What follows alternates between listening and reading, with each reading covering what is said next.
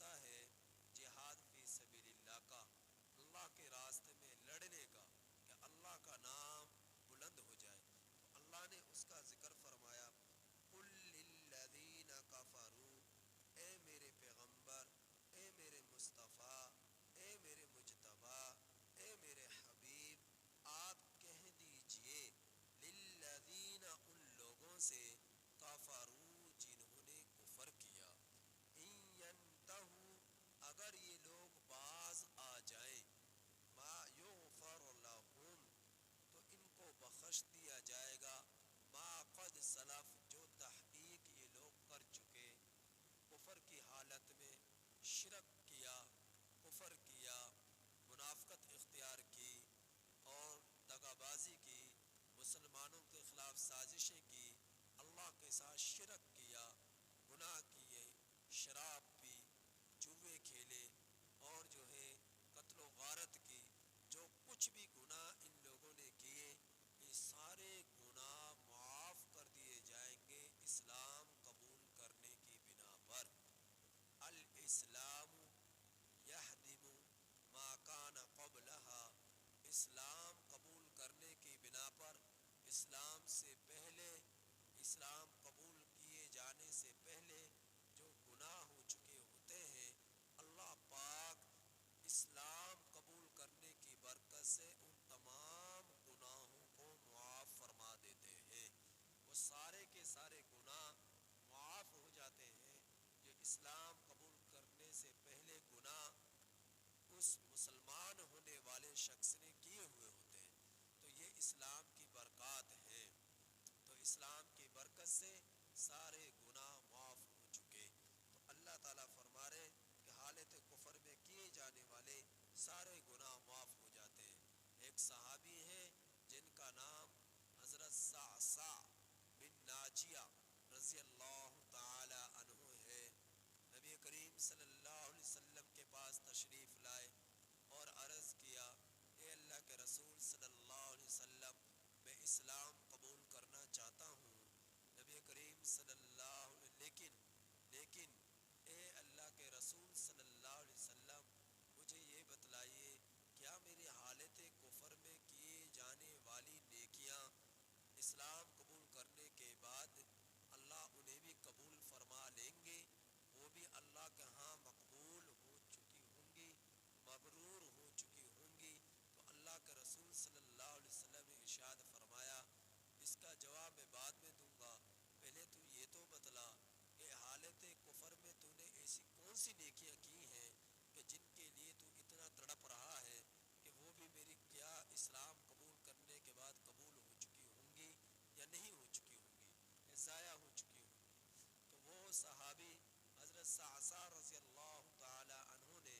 پھر نبی کریم صلی اللہ علیہ وسلم کو بتلایا، اے اللہ کے رسول صلی اللہ علیہ وسلم، میرے پاس اونٹ تھے، اونٹ چراگاہوں میں چرا کرتے تھے۔ ایک مرتبہ ایسا ہوا کہ میرے دو اونٹ کہیں نکل گئے، میں ان کی تلاش میں تیسرے اونٹ پر سوار ہو کر نکلا اور انہیں تلاش کرتا کرتا ایک بستی پر پہنچا، تو وہاں اس بستی میں میرے دو اونٹ مجھے مل گئے، اور جس کے پاس تھے میں نے اس سے کہا کہ یہ میرے اونٹ ہیں، یہ مجھے دے دیے جائیں۔ تو وہ شخص کہنے لگا، ٹھیک ہے، اگر آپ کے اونٹ ہیں، میں نے تو حفاظت کی غرض سے ان کو اپنے پاس رکھا تھا، آپ کہیں آپ لے جائیں۔ تو دیکھا کہ اسی دوران گفتگو میں اندر سے آواز آئی کسی عورت کی، شور کی۔ تو پوچھنے لگے یہ آواز کس چیز کی؟ تو وہ شخص جس کے پاس اونٹ تھے وہ کہنے لگا کہ یہ میری بیوی ہے اور ولادت کا وقت قریب ہے، تو اس کی وجہ سے یہ شور ہے۔ تو وہ کہنے لگے، اچھا اچھا، پھر کیا کیا ہوا، یا کیا اللہ کی طرف سے کیا آپ کو ملا، بیٹی یا بیٹا؟ تو وہ کہنے لگا کہ یہ اندر سے آواز جو آئی ہے یا تو بیٹی ہوگی یا بیٹا ہوگا، اگر بیٹی ہوئی تو زمین میں دفن کر دوں گا، اور اگر بیٹا ہوا تو اسے زندہ رکھوں گا۔ یہ ہماری شان کے لائق نہیں ہوتا کہ بیٹی آئے پھر اس کی ہم شادی کریں اور پھر داماد ہمارا آئے، تو یہ ہماری اس میں بے عزتی ہے، اس میں ہماری شرمساری ہے، تو ہم اس بے عزتی کو برداشت نہیں کر سکتے۔ اس لیے اس سے پہلے جو بیٹیاں ہوئیں انہیں بھی میں زمین میں دفن کر چکا، اسے بھی زندہ زمین میں دفن کر دوں گا اگر بیٹی ہوئی۔ تو پوچھنے پر پتہ چلا کہ بیٹی ہی ہوئی ہے۔ تو وہ صحابی حضرت صعصع رضی اللہ تعالیٰ عنہ فرمانے لگے کہ دیکھیں، آپ اس بیٹی کو زمین میں دفن نہ کریں، آپ اس بیٹی کو زمین میں دفن نہ کریں، آپ اسے مجھے دے دیجئے۔ تو وہ کہنے لگا کہ ٹھیک ہے، پہلے یہ بتلاؤ کہ اس بیٹی کو، لڑکی کو لینے کی آپ قیمت کیا دیں گے؟ تو وہ کہنے لگا کہ اس کی قیمت یہ ہے کہ آپ یہ دو اونٹ اپنے ہی پاس رکھ لیں۔ وہ کہنے لگا نہیں، میں ان دو اونٹوں کو نہیں، اس کے ساتھ اس تیسرے اونٹ کو بھی لوں گا، تب جا کر اس لڑکی کو دوں گا۔ تو وہ کہ ساتھ اپنا ایک خادم بھیج دیجئے جو مجھے میرے گھر تک چھوڑ آئے، اور واپسی پر وہ اس تیسرے اونٹ کو بھی لے آئے۔ اب یہ 3 اونٹ ایک جو ہے چھوٹی سی بچی کے لیے بطور قیمت میں دیے، اور اس بچی کو لیا گیا۔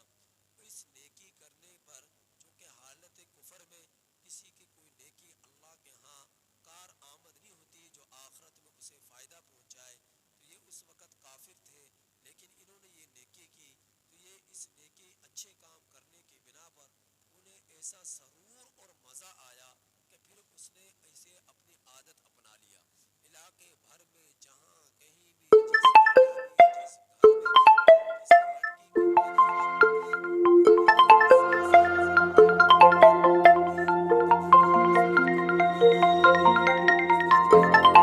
تو فرماتے ہیں اے اللہ کے رسول صلی اللہ علیہ وسلم، میں نے اپنی زندگی میں 360 لڑکیوں کو موت کے شکنجے سے نکالا، انہیں بچایا، زمین میں دفن ہونے سے ان کی حفاظت کی، اور 360 لڑکیوں کے لیے میں نے ہر لڑکی کے عوض 3 اونٹ بطور قیمت کے دیے۔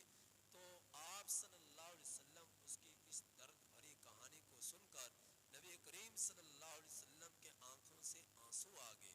آپ صلی اللہ علیہ وسلم کے آنکھوں سے آنسو جاری ہو گئے، اور پھر آپ صلی اللہ علیہ وسلم نے فرمایا اے سعصا، یہ آپ کی حالت کفر میں نیکیوں کا ہی صلہ ہے کہ اللہ نے آپ کو دنیا کی سب سے بڑی دولت ایمان کی عطا فرما دی، اور آپ کو دین اسلام قبول کرنے کی توفیق عطا فرما دی، اور آخرت میں جو ملنے والا ہے وہ بہت کچھ ہے۔ تو یہ اللہ کا رسول صلی اللہ علیہ وسلم نے فرمایا۔ تو اسلام قبول کرنے کی بنا پر گناہ بھی مٹ جاتے ہیں، اور جس نے اسلام قبول کر لیا تو حالت کفر میں کوئی ایسی اللہ نے اس سے نیکی کرائی جس کی بنا پر یہ عظیم دنیا کی دولت ایمان کی اسے عطا فرما دی، تو اللہ تعالیٰ فرما رہے جو حالت کفر میں گناہ ہو جاتے ہیں، ایمان لانے کی بنا پر ان سے ان کے بارے میں گرفت نہیں ہوگی، پکڑ نہیں ہوگی، تو اسلام کی برکت سے وہ سارے گناہ معاف ہو جاتے ہیں۔ پھر فرمایا وَإِن يَعُودُوا، اور اگر یہ لوگ لوٹیں، فَقَدْ مَضَتْ سُنَّتُ الْأَوَّلِينَ، تو تحقیق گزر چکا پہلوں کا طریقہ، وَقَاتِلُوهُمْ، لڑو تم ان سے، حَتَّى لَا تَكُونَ فِتْنَةٌ، یہاں تک کہ فتنہ باقی نہ رہے۔ سب سے بڑا فتنہ کفر ہے، سب سے بڑا فتنہ شرک ہے، سب سے بڑا فتنہ منافقت ہے، تو یہ منافقت، یہ کفر، یہ شرک روئے زمین پر سب سے بڑا فتنہ ہے۔ تو اس فتنے کو ختم کرنا یہ جہاد کا فلسفہ ہے کہ اسلام زندہ ہو جائے اور کفر مٹ جائے، اللہ کا نام زندہ ہو جائے، اعلاء کلمت اللہ کے لیے مسلمان مجاہدین اسلام اللہ کے راستے میں جہاد کرتے ہیں اور باطل سے ٹکراتے ہیں، تاکہ اللہ کا نام، اللہ کا دین، اللہ کا کلمہ بلند ہو جائے۔ تو اللہ تعالیٰ فرما رہے کہ لڑو تم ان کافروں سے، ان مشرکوں سے، ان بدبختوں سے، حتیٰ لا تکون فتنہ، یہاں تک کہ نہ رہے فتنہ، وَيَكُونَ الدِّينُ كُلُّهُ لِلَّهِ، اور ہو جائے سارا کا سارا دین اللہ کے لیے۔ کیا مطلب؟ دین اللہ کا بلند ہو جائے اور کفر مٹ جائے، حق غالب آ جائے، باطل جو ہے پست ہو جائے، ذلیل ہو جائے، رسوا ہو جائے۔ تو اللہ نے یہ کر دکھایا۔ اسلام کا سب سے پہلا معرکہ غزوہ بدر ہے، اور اللہ نے اس غزوہ بدر میں مسلمانوں کی ایسی مدد اتاری، ایسی نصرت اتاری کہ کافروں نے اپنی آنکھوں سے کھلے طور پر دیکھا فرشتوں کو آسمان سے قطار در قطار اترتے ہوئے، مسلمانوں میں سے بعض نے دیکھا، اور مسلمان 313 1000 پر غالب آئے، کفر مٹ گیا، اور ان جو بڑے غرور اور جو ہے تکبر میں مکہ سے نکلے تھے کہ آج مسلمانوں کا نام و نشان مٹا دیں گے، جو 10 اونٹ جو ہے ذبح کیا کرتے تھے، اور جن کی عورتیں ناچا کرتی تھی، گانا بجایا کرتے تھے، اور جو ہے اشعار پڑھا کرتے تھے مسلمانوں کے خلاف، اور اپنے لوگوں کے جذبات بڑھانے کے لیے غرور میں اور تکبر میں یہ لوگ نکلے، تو اللہ نے ان کے غرور کو خاک میں ملا دیا، مٹی میں ملا دیا۔ تو اللہ تعالیٰ فرما رہے کہ اگر یہ لوگ باز آ جائے کفر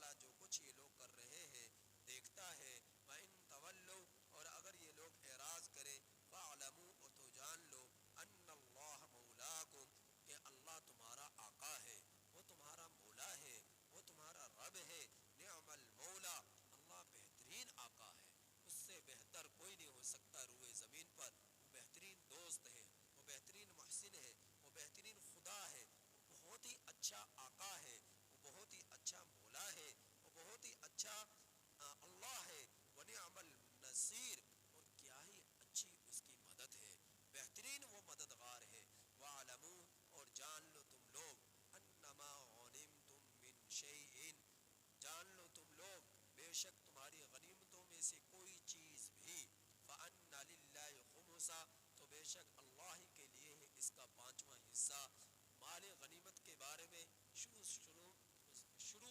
صورت میں آپ سن چکے کہ اللہ کے رسول صلی اللہ علیہ وسلم سے مسلمانوں نے، مجاہدین اسلام نے یہ سوال کیا کہ مال غنیمت کے مسائل کے بارے میں پوچھا کہ کس کا حق ہے، کس کو ملنا چاہیے، تقسیم کس طرح کی جائے گی۔ تو اللہ اس وقت اجمالی طور پر آپ حضرات کے سامنے بیان کیا، یہاں اللہ نے تفصیلی طور پر بیان فرمایا کہ مال غنیمت وہ مال ہوتا ہے جو مسلمان کافروں سے لڑائی کے نتیجے میں حاصل کرتے ہیں، ان کا جتنا بھی ساز و سامان ہوتا ہے، اور حلال مال میں سب سے زیادہ پاکیزہ مال غنیمت کا مال ہوتا ہے، مال غنیمت ہوتا ہے سب سے زیادہ پاکیزہ مال۔ تو یہ پاکیزہ یہ مال غنیمت اللہ نے اس کی تقسیم بیان فرمائی، تو فرمایا مال غنیمت کے 5 حصے کیے جائیں گے، ان 5 حصوں میں 4 حصے مجاہدین میں جو ہے سربراہ مجاہدین، کمانڈر اور جو ہے سرپرستی کرنے والا، وہ اپنے ثواب 5 حصے کر 4 حصے مجاہدین میں تقسیم کرے گا، اور 5واں حصہ اللہ کے رسول صلی اللہ علیہ وسلم کے لیے رکھے گا، اور رشتہ یتیموں کے لیے رکھے گا، مسافروں کے لیے رکھے گا، اور رشتہ داروں کے لیے رکھے گا۔ تو نبی کریم صلی اللہ علیہ وسلم کا طریقہ یہ تھا کہ جو اللہ نے تقسیم فرمائی اس کے مطابق تقسیم کیا کرتے، کہ 5 حصے کرتے 4 مجاہدین میں، اور اگر کوئی میدان جہاد میں زیادہ اچھا لڑنے والا ہوتا تو اس کی حوصلہ افزائی کے لیے کچھ زیادہ بھی دے دیا کرتے۔ 5واں حصہ نبی کریم صلی اللہ علیہ وسلم اپنے لیے رکھتے، کیونکہ انبیاء کی بھی ضروریات ہوتی ہے، وہ بھی انسان ہوتے ہیں، بشری انہیں بھی تقاضے ہوتے ہیں، اور نوری صفات ان پر غالب ہوتی ہے، تو ضروریات زندگی ان کی بھی ہوتی ہے، تو پیغمبروں اپنی ضروریات کے بقدر وہ بھی اپنے لیے اس 5ویں حصے میں سے رکھیں گے، اور اللہ کے لیے اس میں سے نکالیں گے۔ تو نبی کریم صلی اللہ علیہ وسلم بھی نکالا کرتے۔ اب آپ صلی اللہ علیہ وسلم کے رشتہ دار بنو ہاشم، بنو عبد المطلب، یہ ان کا آپ صلی اللہ علیہ وسلم کے لیے بہت زیادہ معاونت رہی، اگرچہ آپ صلی اللہ علیہ وسلم کے خاندان کے لوگ کافر بھی تھے، اور آپ سے حالت کفر میں انہوں نے زندگی گزاری، لیکن نبی کریم صلی اللہ علیہ وسلم کی دنیاوی معاملات میں بہت زیادہ مدد فرمایا کرتے، معاونت فرمایا کرتے۔ جس وقت خفی بنی کنانا کے اندر کافر لوگ آپس میں جمع ہوئے، اور جمع ہو کر پیالہ پانی سے بھر کر اس میں ہاتھ ڈالے، جس میں وہ قسمیں کھاتے کہ ہم نے جو ہے